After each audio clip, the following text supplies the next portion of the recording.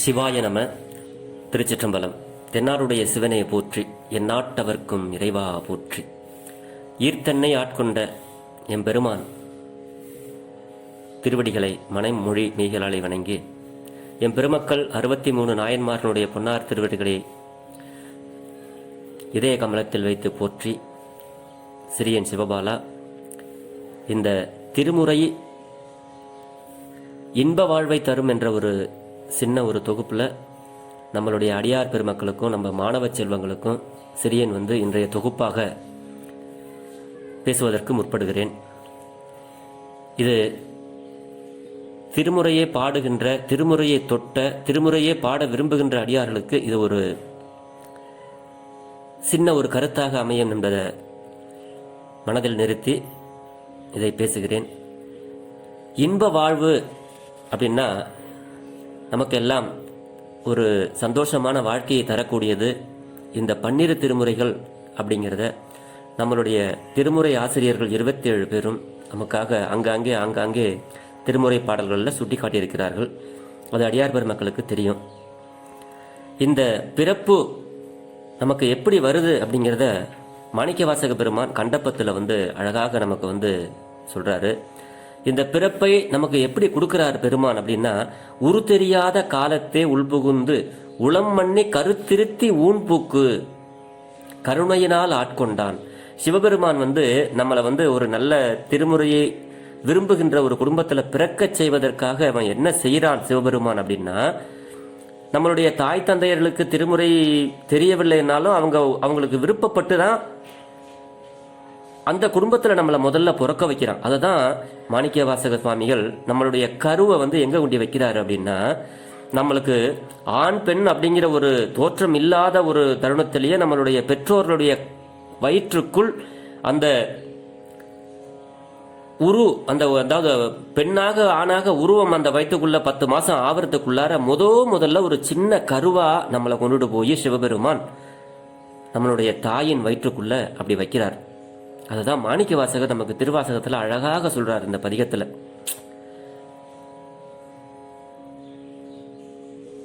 அது உரு தெரியாத காலத்தே உள் புகுந்து என்னுடைய உளம் மண்ணி கரு திருத்தி, இந்த கருவை ஒரு நல்ல சிவ அனுபவம் பெற வேண்டும் என்பதற்காக அந்த கருவை நம்மளுடைய பெற்றோர்களுடைய வயிற்றில் கொண்டு வச்சு அப்பவே நம்மளை அவனுடைய எல்லையில்லா கருணையினால நம்மளை அப்பவே ஆட்கொண்டான் நம்மளுடைய சிவபெருமான். அதோடு மட்டும் இல்லை, நமக்கு நல்ல ஒரு சிவபதத்தை நம்ம கொடுக்கணும் அப்படின்னு அந்த கருவை கொண்டு நம்மளுடைய தாயினுடைய வயிற்றில் வைக்கும் போதே நமக்கு அதை அவன் முடிவு பண்ணி தான் நம்மளுக்கு இந்த கருவை திருமுறையை தொடக்கூடிய, திருமுறையை பாடக்கூடிய, திருமுறையை விரும்புகின்றவருடைய ஒரு இல்லத்தில் கொண்டு சிவபெருமான் இந்த கருவை முதல்ல வைக்கிறார் அந்த தாயினுடைய வயிற்றில். அதுக்கு பிறகு நம்ம பிறவி எடுக்கிறோம், தாயினுடைய வயிற்றிலிருந்து வெளியே வரோம். அப்படி வெளியே இந்த வினைப்பிறவி அப்படிங்கிறது என்ன அப்படின்னா, நம்ம செய்கின்ற இன்ப துன்பங்களால, அதாவது நம்மளுடைய வினையினால நல்வினை தீவினைன்னு 2 இருக்கு. இந்த வினையினால தான் நமக்கு அடுத்த பிறப்பு வருது. இந்த வினை காரணமாக நம்ம எடுக்கின்ற இந்த பிறப்ப துன்பத்திற்கு போகாம இன்பமாவே நம்ம நன்மைகளை செய்தால், அதாவது தீவினைகள் அல்லாது நல்வினைகளை செய்தால் நமக்கு இந்த பிறப்பு ஒரு நல்ல பிறப்பாக இருக்கும் அப்படிங்கிறது மாணிக்கவாசகருடைய கருத்தாக நம்மளுக்கு எடுத்து சொல்றாரு.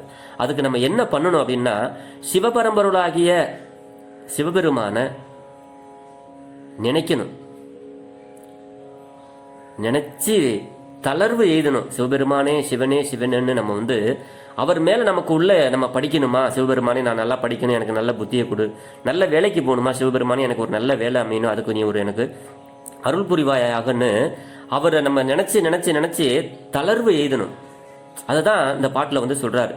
இந்த வினைவயத்தால உண்டாகிற இந்த பிறப்ப துன்பத்துக்கு போய் நம்ம ஆளாகாம சிவபெருமானாகிய நம்ம சிவபெருமானாருடைய அந்த நாமத்தையும் இந்த 12 திருமுறைகளில் நமக்கு கொடுக்கப்பட்ட இந்த கருத்துக்களையும் நாம் இடையறாது நம்ம படிச்சுக்கிட்டே இருந்தோம்னா பெருமான் நமக்கு அடுத்த பிறவியே இல்லாம பண்ணுவார் அப்படின்னு நமக்கு சிவபெருமான் அப்படி ஒப்பில்லாத சிவபெருமான் நமக்கு வந்து சொல்றாரு.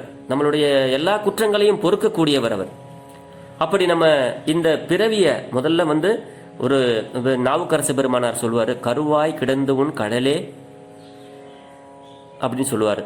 கருவுற்ற நாள் முதலாக உன் பாதமே காண்பதற்கு உருகிற்று அப்படிம்பாரு. இப்படி எல்லாம் நமக்கு கருவா இருக்கும் பொழுதே நம்ம நல்ல ஒரு பிறவியை எடுக்கணுங்கிறதுக்காக பெருமான் நமக்கு ஒரு கருணையை காட்டி இந்த பிறவியை கொடுத்துட்டாரு. இந்த பிறவியை கொடுத்த பிறகு நம்ம எப்படி இருக்கணும் அப்படிங்கிறதையும் நமக்கு வந்து அழகாக சொல்றாரு. அதுல என்னன்னா, இந்திரிய வயமயங்கி இறப்பதற்கே காரணமாய்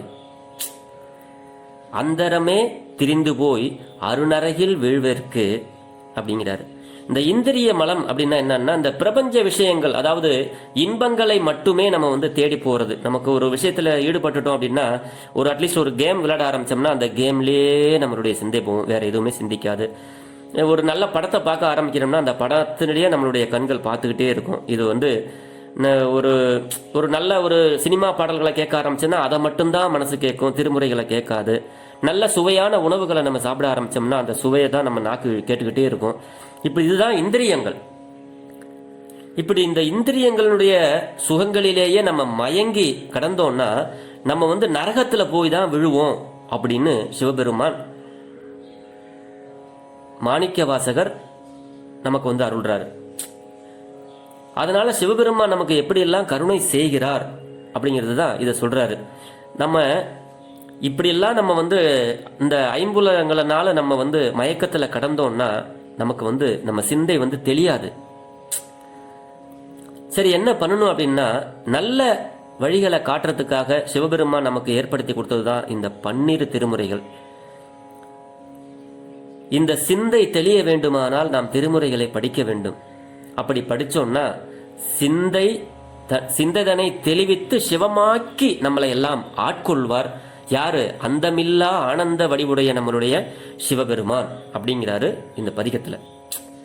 நம்ம எப்படி வாழணும் அப்படிங்கிறதுக்கு நல்ல வழிகளை மட்டுமே நமக்கு வந்து இந்த 12 திருமுறைகளும் திருவாசகமும் நமக்கு வந்து அங்கங்கேயும் சுட்டி காட்டிக்கிட்டே இருக்கு.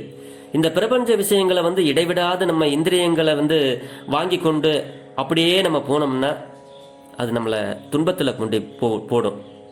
அதுலேயே நம்மளை மனம் பற்ற வைக்கும், அதையே விரும்ப செய்யும். ஆனால் நமக்கு சிந்தை தெளிவிக்காது. அந்த புத்திக்கு ஏற்ற மாதிரி, அந்த குணங்களுக்கு ஏற்ற மாதிரி சுகமாகவோ இல்லை துக்கமாகவோ இல்லை மோகமாகவோ அப்படியே அந்த வழியிலே நம்ம பயணம் பண்ணிட்டுருவோம். இதை எல்லாமே நம்மள்ட்ட இருந்து எடுக்கணும்.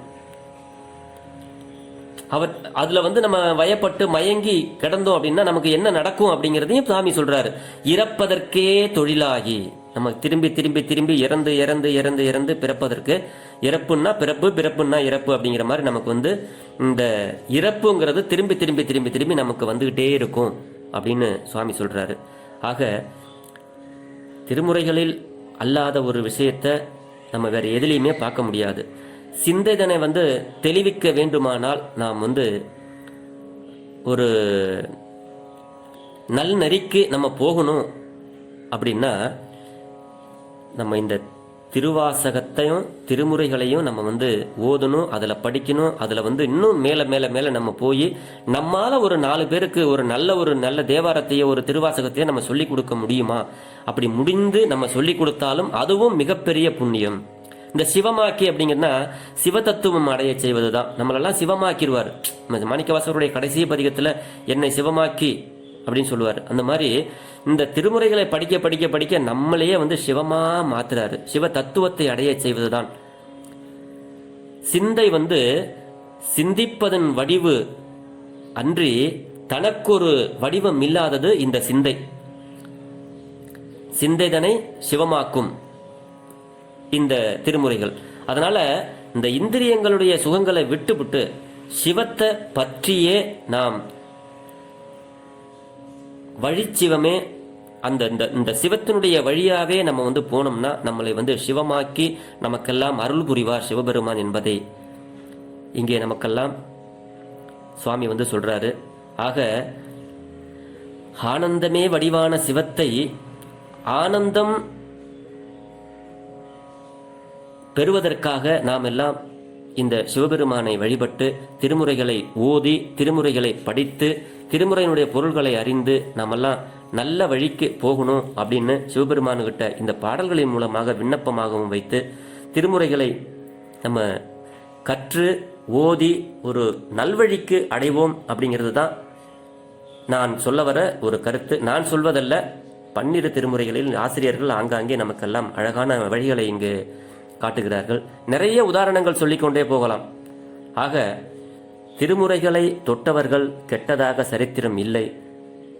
அன்பர்களே, குழந்தைகளே, மாணவ மாணவிகளே, அனைவரும் திருமுறையை தினம் ஒரு திருமுறையாவது நீங்கள் சிவபெருமானாரிடத்தில் பாராயணம் செய்து ஒரு விண்ணப்பமாக வைத்து நம்மளுடைய வாழ்க்கைக்கு தேவையான இன்ப வாழ்வையும் நாம் பெறலாம் என்பதை உங்களுக்கு சிறியன் சிவபாலா இந்த தொகுப்பின் மூலம் உங்களுக்கு அறிவுறுத்துகிறேன்.